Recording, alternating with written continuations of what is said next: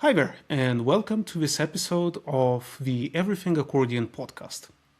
Today I'm doing a shorter episode, a solo episode, accordion questions answered. Basically, I've put out a story on Instagram where I asked the followers and the listeners to send in their questions, and today we will be exploring one of these questions, where actually it's a double question. And then I thought, why not to go through the internet and Reddit and see what are some of the questions there. I want to experiment a bit with this format and see if this might be interesting or useful for accordionists. I also want to open the discussion a bit more to the broader audiences and invite you to send in your questions or maybe your doubts, or maybe if you want to know something about this podcast, what direction it's going towards, maybe if you have some special requests. So yeah, you can send those by either commenting below this video if you're watching on YouTube, or on Spotify if you're listening there, on Apple Podcasts, and wherever you're listening to podcasts. So without further ado, let's jump into the first question that has been sent to me on Instagram. So Stefan Ljubojevic is asking, what is the best way of practicing and how long do we need to practice for good results in a world competition? So let's tackle this from two sides. What's the best way of practicing? Well, in my experience and in my opinion, the best way of practicing is by setting certain goals, achievable goals that you can follow when you are practicing. So instead of, let's say, if you have, I believe you're a student, Stefan, so let's say that you have 5 hours to practice in a day. I once tried to practice for 12 hours per day. It lasted about 2 weeks at most. And basically what I've learned is I could work and practice in a focused manner 5 hours at most. Afterwards, it was just almost mindless repetition. And in those 5 hours, if you're practicing in a focused way, and let's say that in 1 hour, you say, my goal is to bring this page or this particular passage to a closer tempo that you need to perform in the end, and you focus on that gradually, step by step. You can practice with a metronome or you can practice without a metronome. It really depends on you. But having that goal in mind and actively being focused on, am I doing the right articulation? Am I slowing down some bits? Am I actually making progress there?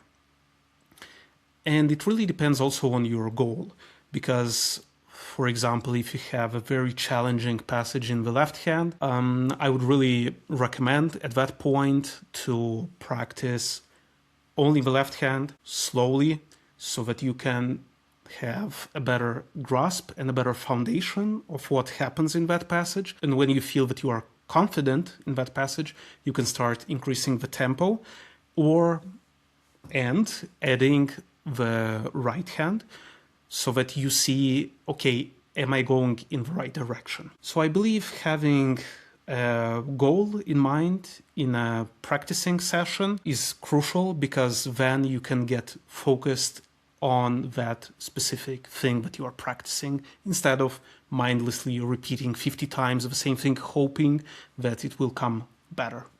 So in my opinion, that's the best way to practice.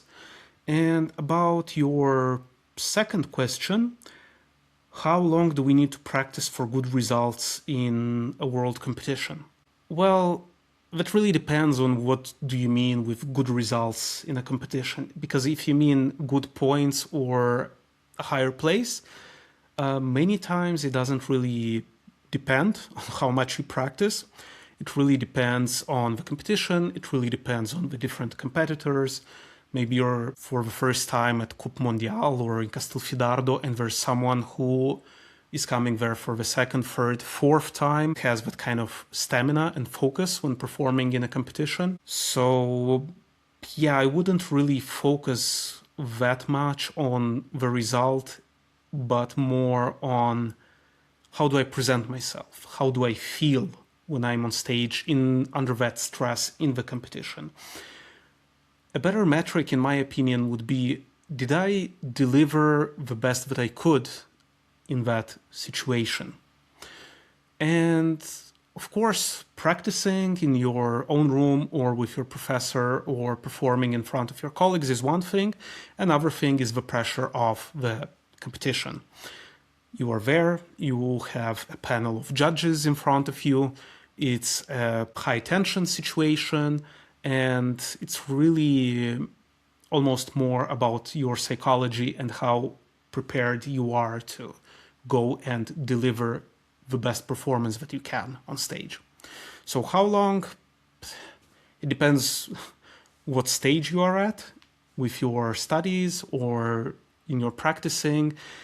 Generally, I would say if you have that repertoire that you have been playing and performing, and you can really go on stage in a concert and perform it well and deliver and be in the moment, be present in the performance, make that step and go forward and do the competition.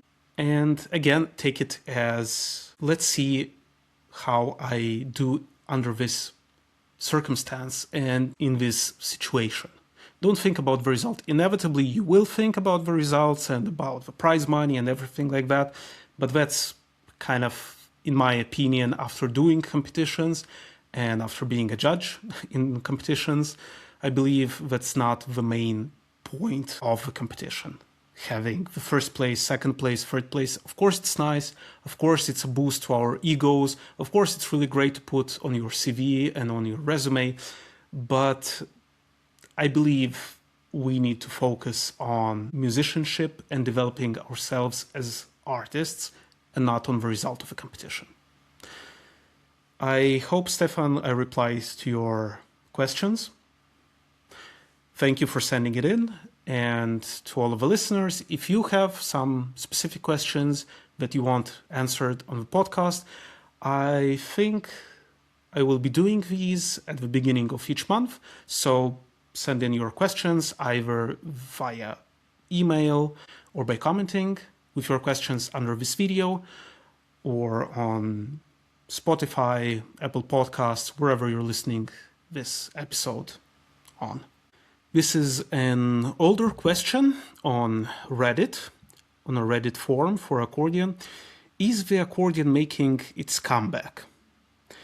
So basically the question is the accordion coming back or is it disappearing?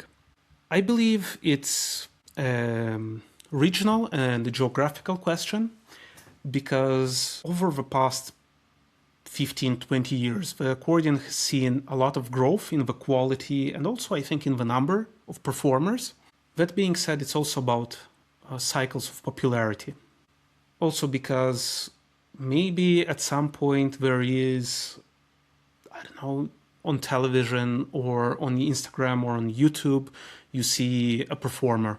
For example, I know a case of a colleague whose son was on YouTube watching some videos and a famous cellist came on. I think his name is Hauser.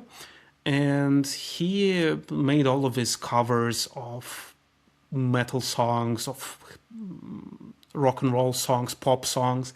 He's still doing them. And that popularizes, in a way, the instrument. So I believe the issue is more of, is the instrument being present, more present, or less present? For example, where I live in Austria, I remember when I was teaching here at the music schools, the Steirische Harmonika, or the harmonica, the diatonical harmonica, Austrian model, was very popular, is very popular here in this area because folk music is very popular. There are lots of bands and orchestras for folk music, and the class was always full. There were waiting lists. While for accordion it was not that much, simply because in this area the accordion was not as played. It was more the steirische Harmonika in this context.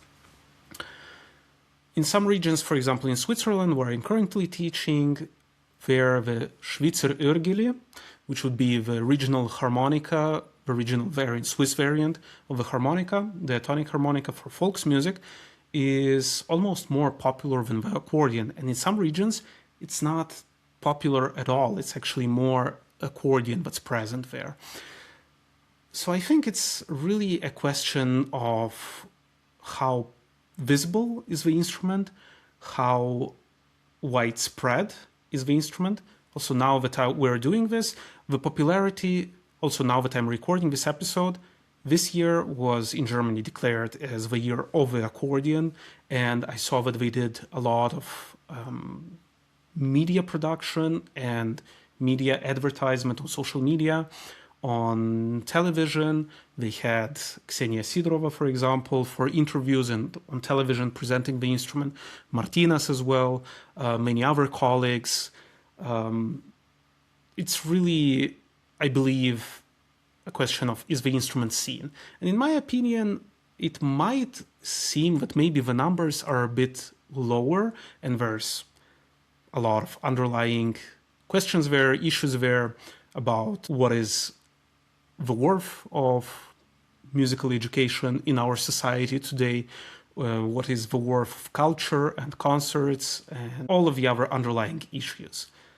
But from what I'm seeing, the level of musicianship and the technical level of the accordionists is growing.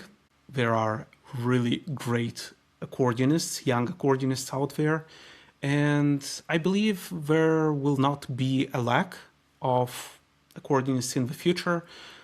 That being said, it's very important that the instrument stays visible, and then I believe it will never fade into oblivion.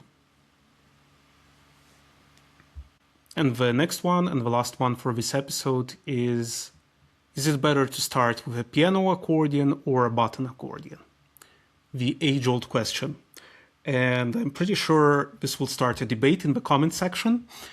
But I would say when you are beginning, it really doesn't make a difference because you're starting from basically zero. And either you're learning the button accordion, the chromatic button accordion, or the piano accordion, it's basically doesn't really make any difference. The only difference it might make if in the future you are oriented towards becoming a professional musician and you want to perform a wide-ranging repertoire. In some places you might need to change to a button accordion if you started with a piano accordion. But that being said, in the end, the accordion sounds the same, either piano or the button one. There are advantages and disadvantages to both systems, but what I would say is it actually also really depends on where you are, on your geography. Because, for example, if you were to start to play piano accordion in Finland, for example, or in France, it's a bit less common. And I would say try to see what instruments are being mostly played in your country. Because also if you will want to find a teacher at one point and actually start learning the instrument with a teacher, chances are that that teacher will be playing already and teaching the system that's most spread in that country. And yeah, it also depends on the availability that you have in your country. So when starting and without thinking about becoming a professional musician, it really makes minimal difference whether you're starting with piano or with button accordion. So yeah, listeners, let me know in the comment section in the video if you agree or what's your view about starting to play one system or the other.